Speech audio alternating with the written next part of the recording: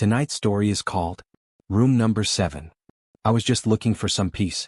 A short break from the noise of work, the pressure of life. That's when I found this small hotel on the edge of the city, only 8 rooms. Old but clean. Quiet. Perfect. An old man greeted me at the reception.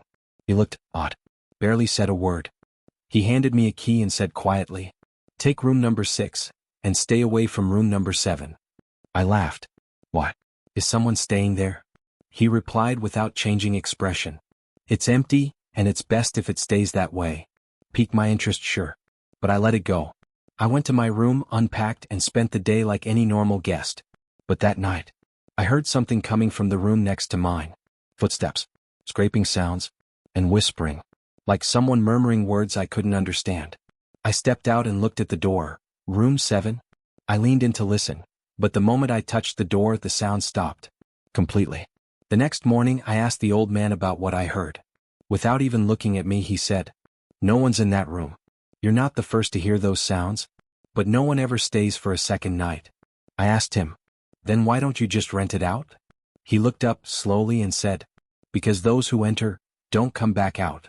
That second night, curiosity got the best of me. I decided to open room 7. The door creaked open slowly. The room was empty, but the cold inside? It was unnatural. And the smell, like mold, old rotten air, mixed with something else. Something like blood? There was a large mirror on the far wall, cracked at the edge. But what truly froze me was that the mirror didn't reflect me. I stood in front of it and saw someone else staring back. He looked like me, but it wasn't me. His skin was pale, no features on his face. His eyes? Completely black. I tried to move, but my body wouldn't respond. The image in the mirror began to move, but I wasn't moving. He was. He smiled, then slowly raised his hand and began writing inside the mirror. "You opened the door, now I get to leave." I collapsed, trying to scream, but no sound came out. Everything turned black.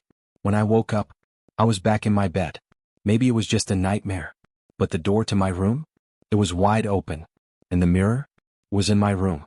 Since that night, my reflection has started to change. Each day it looks less like me, and more like him.